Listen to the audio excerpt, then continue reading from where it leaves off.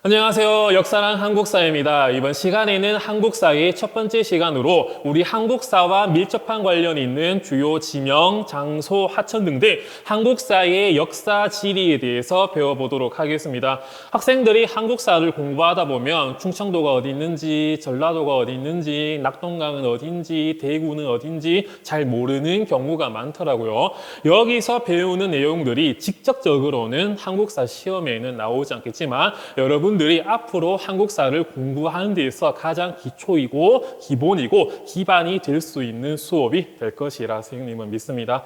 이번 수업의 목차를 보도록 할게요. 첫 번째는 우리 한반도의 역사 지리에 대해서 배워본 다음에 두 번째는 중국의 역사 지리를 순으로 배워보도록 하겠습니다. 먼저 한반도의 역사 지리, 그 중에서 주요 행정구역 등등을 보도록 할게요.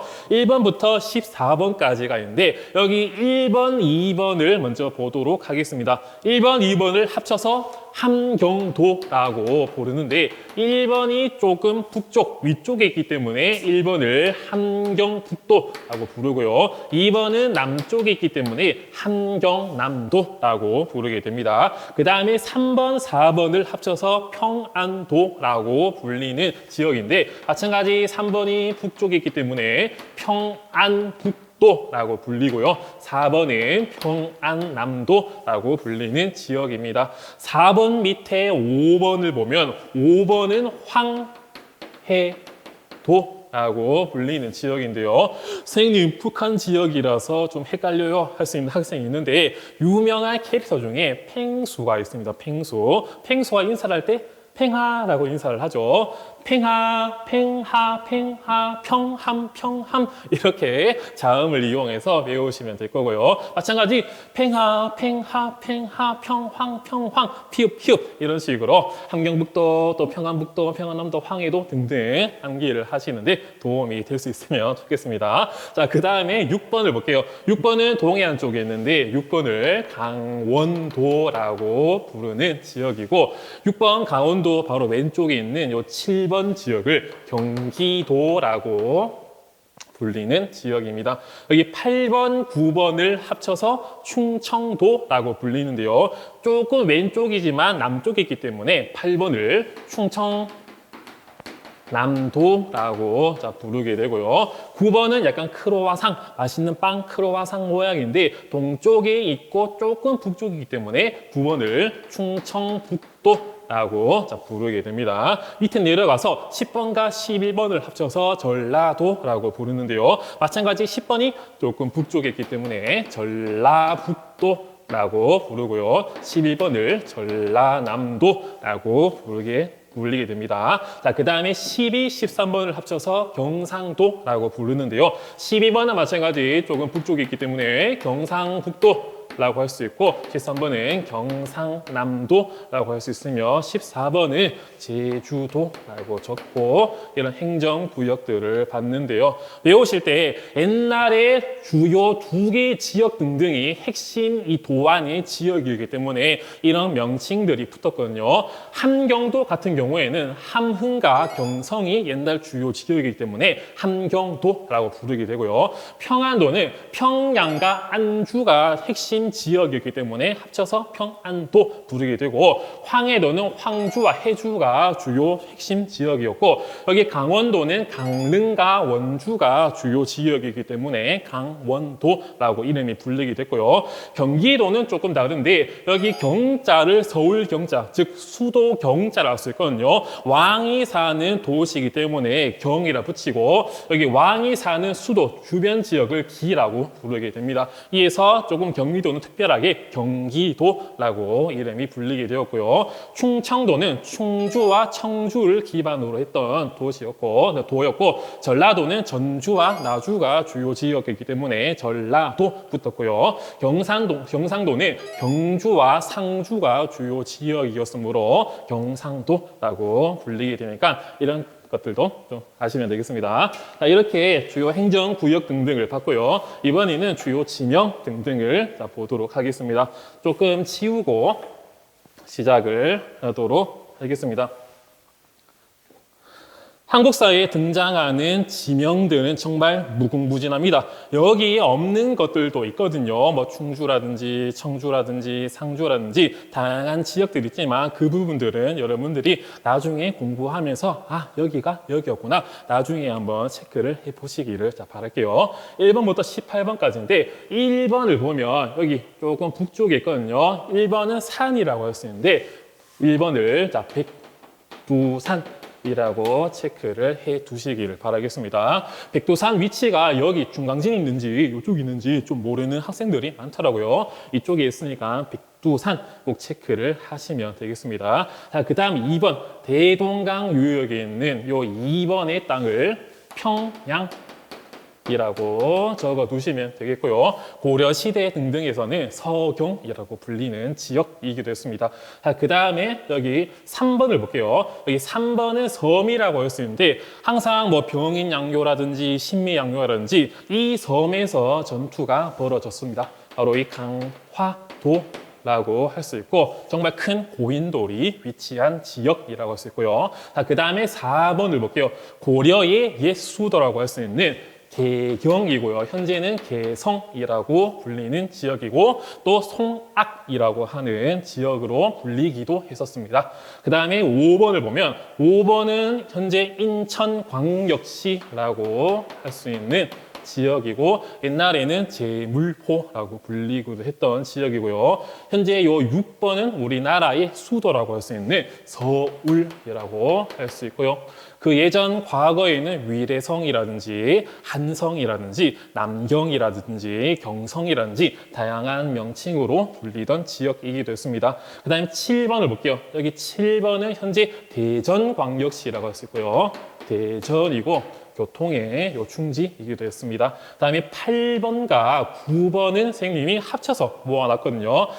백제 계로왕 때 위례성을 빼앗기고 남쪽으로 수도를 옮기게 됩니다. 바로 웅진이라고 불리었던 공주라고 했었고요. 공주 오른쪽에 있는 지역. 조금 왼쪽 남쪽에 있는 지역을 옛날에는 사비라고 불리기도 했는데 현재는 부여라고 불리는 지역입니다. 백제의 옛 수도들이니까 기억을 하시면 될게요. 약간 오른쪽 위에 있는 곳이 공주, 조금 왼쪽 밑에 있는 것이 부여라고 하셨습니다. 다음 9번을 볼게요. 9번은 전라북도의 전주라고 할 수 있고 조선 왕조 실록을 보관했던 창고라고 해서 사고가 있던 장소이기도 했습니다. 다음 10번을 볼게요. 10번은 현재 빛골, 광주라고 할 수 있으며 뭐 광주 학생 항일 운동이라든지 5.18 광주 민주운동이라든지 다양한 역사적 사건들이 있었던 장소이기도 했고 11번을 보면 현재 완도라고 불리는 지역이기도 한데 옛날에는 장보고 청해진이 있었던 그런 장소이기도 했습니다. 12번은 아까도 했지만 제주도라고 불리는 지역이고 옛날에는 탐라국, 탐라도라고 불리는 지역이었습니다. 13번은 대구라고 불리는 지역이고요. 여기는 달구벌이라든지 그런 명칭으로 과거에 불리기도 했고 14번을 볼게요. 14번은 신라의 수도였던 경주라고 할 수 있는데 경주는 과거에는 설화벌이라든지 계림이라든지 다양한 명칭으로 불리는 지역이기도 했습니다. 경주 밑에 보면 15번이 있는데요. 15번은 울산 광역시가 위치해 있으며 16번 울산 밑에는 현재 부산 광역시가 위치해 있습니다. 17번과 18번 선생님 함께 모아놨는데요. 왼쪽에 있는 지역은 울릉 또는 울릉도라고 불리는 지역이고 옛날에는 우산국이라고 불리기도 했습니다. 왼쪽에 있는 곳은 아주 유명한 독도라고 우리의 맨 동쪽에 있는 섬이라고 할 수 있습니다. 18번을 보면 원산이라고 하는 지역인데요. 1876년 강화도 조약 이후 인천, 부산, 원산 등등 함께 개항이 되었던 곳이기도 했고 1883년에 우리나라 최초의 밀립 근대적 교육기관인 원산 학사가 세워졌던 지역이기도 했습니다. 자, 이제 우리나라의 주요 하천 등등을 보도록 하겠습니다. 마찬가지 좀 칠판을 깔끔하게 지우고 시작을 하도록 하겠습니다.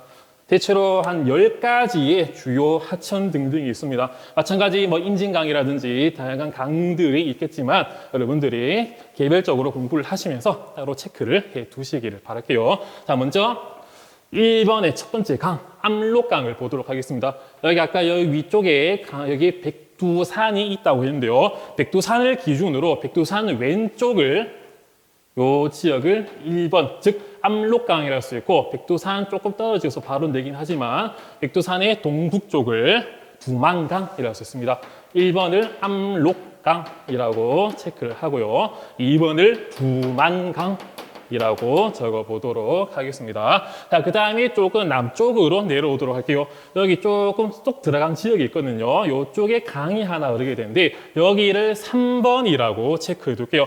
3번은 현재 청천강 이라고 불리는 강인데 과거에는 을지문덕이 수나라의 대군을 여기서 막았다라고 했지만 현재는 조금은 논란이 되고 있는 청천강이기도 합니다. 그 다음에 여기 좀 들어간 곳 위쪽에 강이 또 하나 있거든요. 여기를 4번이라고 적어보도록 할게요. 4번은 대동강이라고 적어보도록 하겠습니다. 자, 그 다음에 5번을 볼게요. 5번을 보면 조금 여기 좀 보이나요? 쏙 들어간 거. 요쪽 위쪽에 강이 하나 흐르는데 여기를 5번이라고 해보도록 하겠습니다. 5번은 예성강 이라고 불리는 강이고요. 예성강 하구에는 고려시대의 국제항구도시였던 병란도가 있던 지역이었고 예성강을 들어가면 개성, 개경이 나오기도 합니다. 그 다음에 6번을 볼게요. 6번도 마찬가지 강이 쭉 내려오는데 남쪽을 남한강,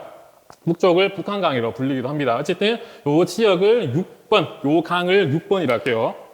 여기는 이제 한강이라고 체크를 해 두시면 되겠습니다. 다음 7번을 볼게요. 7번은 밑으로 쭉 내려가서 한 요쯤에 강이 하나 흐르게 되는데 여기를 7번이라고 체크를 하고 여기를 금강이라고 해보도록 하겠습니다. 충청도 쪽을 흐르는 금강이라고 할 수 있고, 자, 그 다음에 8번을 볼게요. 조금 밑으로 내려가서 강이 하나 쭉 흐르게 됩니다. 여기를 8번으로 체크하고 여기 8번은 영산강이라고 할 수 있고 대체로 전라도를 흐르는 강이라고 할 수 있으며 조금 오른쪽 밑으로 가보도록 할게요. 밑으로 해서 강이 하나 쭉 흐르게 되는데 여기를 9번 섬진강이라고 기억을 해 두시면 되겠습니다. 자, 그 다음에는 마지막 낙동강인데요. 대체로 안동쯤 해서 쭉 내려와서 부산으로 마무리되는 여기를 10번이라고 하고 여기를 낙동강이라고 이런 강들을 체크를 하고 넘어가도록 하겠습니다. 자, 그 다음에는 중국의 역사 지리를 짧게 하고 넘어가 보도록 할게요.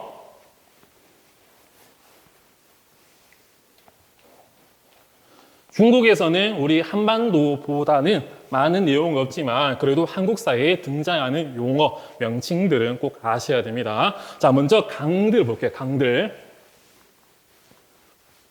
항상 뭐 요동반도, 요서, 요하강 이런 명칭들을 배워봤을 겁니다. 여기 요 지역을 선생님이 1번이라고 하고요. 우리나라에서 조금 튀어나온 반대쪽이 튀어나온 곳을 다 2번이라고 체크를 하도록 할게요. 1번은 그 유명한 요동반도라고 불러보도록 하고요. 중국에서는 랴오뚱반도라고 불리기도 합니다. 그 다음에 요동반도 조금 밑에 있는 여기 튀어나온 반도 지형을 산둥반도 또는 산동반도라고 불리는 이런 주요 지역들도 기억을 하시기를 바랄게요. 자, 이제 강들을 볼게요. 여기 요동반도 좀 왼쪽 위에 보면 안에 쏙 들어간 곳이 있거든요. 많이 있는데 여기서 강이 하나 쭉 흐르게 됩니다. 요 강을 3번 강이라고 할게요. 3번 강. 여기는 랴오허강. 우리나라 말로 요하강이라고 불리는 데인데 조금 말이 이상합니다. 여기 허자가 강하자인데 야호강강 이런 말이거든요. 하지만 교과서에 나오는 말대로 일단은 3번을 야오허강이라고 불리도록 할게요. 그다음에 4번, 5번은 중국의 큰 강이라고 쓰는데 먼저 황허강 볼게요. 황허강. 여기 산동반도에서 조금 왼쪽 위에 시작이 되는데 이렇게 모자 모양의 강이 좀 흐르기도 합니다. 여기 4번이라고 체크를 하고 4번 강을 황허강, 황하강 이렇게 불리는 지역이기도 강이기도 합니다. 황허강 밑으로 내려가 보도록 할게요. 여기 쫄록쫄록 들어간 곳에서 시작을 해서 W 이렇게 강이 흐르게 되는데 이 강을 5번 강이라고 하고요. 이 강을 창장강 또는 양쯔강, 양자강이라고 불리는 지역 강이기도 합니다. 또 중국에서는 뭐 강남지방, 화북지방이라고 불리는 지역이 있거든요. 대체로 이 황하강의 북쪽을 화북이라고 기억을 하시면 되겠고 여기 창장강의 남쪽을 강남이라고 기억을 해 두시면 되겠습니다. 자, 이렇게 우리 한국사를 공부하기 전에 가장 기초이자 기본이 될 수 있는 주요 지명, 장소, 하천 등등에 대해서 배워봤습니다. 자, 다음 시간에는 본격적인 한국사의 내용인 구석기 시대, 신석기 시대 등등에 대해서 배워보도록 할게요. 이번 수업도 열심히 들어주셔서 감사합니다.